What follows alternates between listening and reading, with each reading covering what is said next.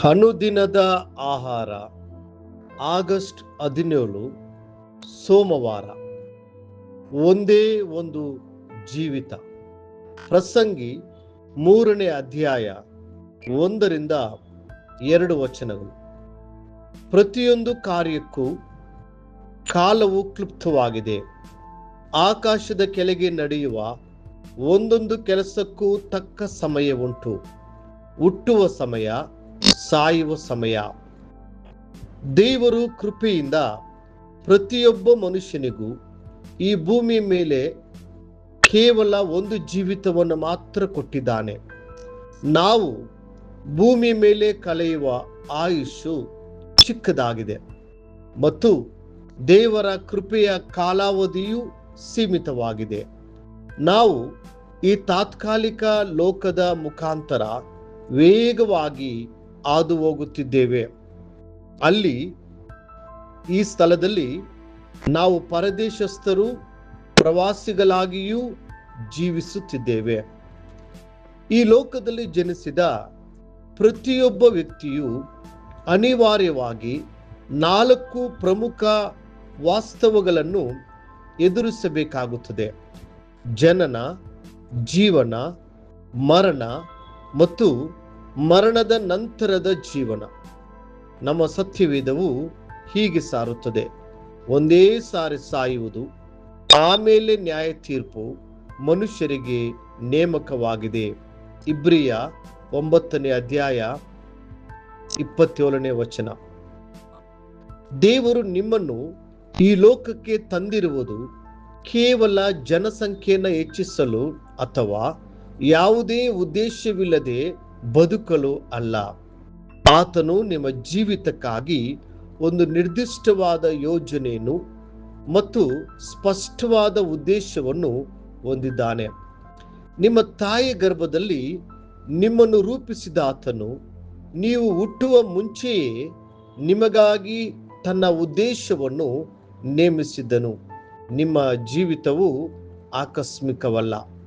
ನಮ್ಮ ಕರ್ತನು ಹೇಳುತ್ತಾನೆ, ನೀನು ಉದರದಿಂದ ಬರುವುದಕ್ಕೆ ಮೊದಲೇ ನಿನ್ನನ್ನು ಪ್ರತಿಷ್ಠಿಸಿದ್ದೆನು. ಜನಾಂಗಗಳಿಗೆ ಪ್ರವಾದಿಯನ್ನಾಗಿ ನಿನ್ನನ್ನು ನೇಮಿಸಿದ್ದೇನೆ. ಯೆರೆಮೀಯ 1ನೇ ಅಧ್ಯಾಯ 5. ನಿಮ್ಮ ಜೀವಿತದ ಕುರಿತಾಗಿ ಆತನ ಉದ್ದೇಶಕ್ಕಾಗಿ ಕರ್ತನನ್ನು ಹುಡುಕಿರಿ.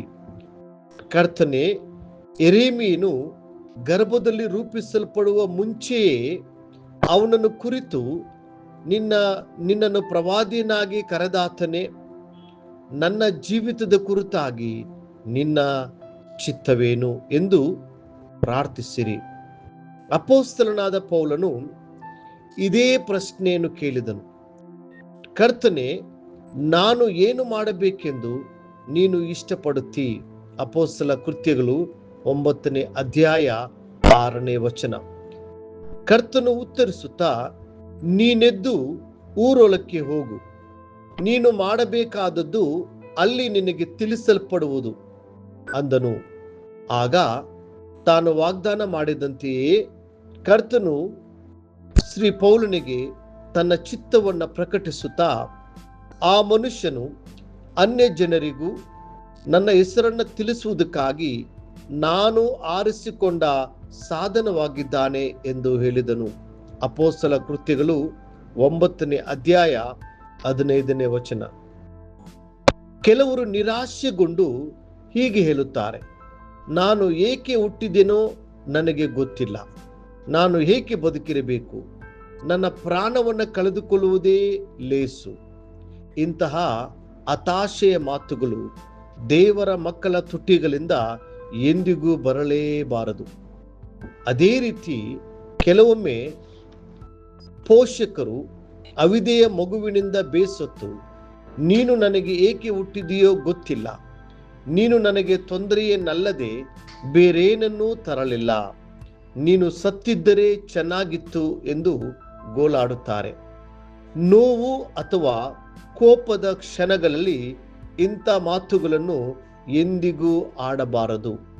ಪ್ರೀತಿಯ ದೇವರ ಮಕ್ಕಳೇ, ನಿಮ್ಮ ದುಃಖವು ಇಂತಹ ವಿನಾಶಕಾರಿ ಮಾತುಗಳನ್ನು ಆಡುವಂತೆ ಎಂದಿಗೂ ಬಿಡಬೇಡಿರಿ. ಬದಲಾಗಿ ನಿಮ್ಮ ಮಕ್ಕಳನ್ನು ಕರ್ತನ ಕೈಗಳಿಗೆ ಒಪ್ಪಿಸಿರಿ. ಆತನು ತನ್ನ ಪರಿಪೂರ್ಣ ಉದ್ದೇಶದ ಪ್ರಕಾರ ಅವರನ್ನು ಆಶೀರ್ವದಿಸಲು, ಅವರನ್ನು ಮಾರ್ಪಡಿಸಲು ಮತ್ತು ಅವರನ್ನು ಎಬ್ಬಿಸಲು ಶಕ್ತನಾಗಿದ್ದಾನೆ. ಮುಂದಿನ ಅಧ್ಯಯನಕ್ಕಾಗಿ ದೇವರ ವಾಕ್ಯ. ನಾನಾದರೂ ಯೆಹೋವನೇ, ನಿನ್ನಲ್ಲೇ ಭರವಸವಿಟ್ಟಿದ್ದೇನೆ. ನೀನೇ ನನ್ನ ದೇವರೆಂದು ಹೇಳಿಕೊಂಡಿದ್ದೇನೆ. ನನ್ನ ಆಯುಷ್ಕಾಲವು ನಿನ್ನ ಕೈಯಲ್ಲಿದೆ. ಕೀರ್ತನೆ 31:14-15 ಈ ದಿನ ಓದುವ ದೇವರ ವಾಕ್ಯ. ಮುಂಜಾನೆ ಕೀರ್ತನೆ 97, 98 ಮತ್ತು 99 ಅಧ್ಯಾಯಗಳು. ಸಂಜೆ ರೋಮಾಪುರದವರೆಗೆ 16ನೇ ಅಧ್ಯಾಯ. ಕರ್ತನು ನಿಮ್ಮನ್ನು ಆಶೀರ್ವದಿಸಿ ನಡೆಸಲಿ.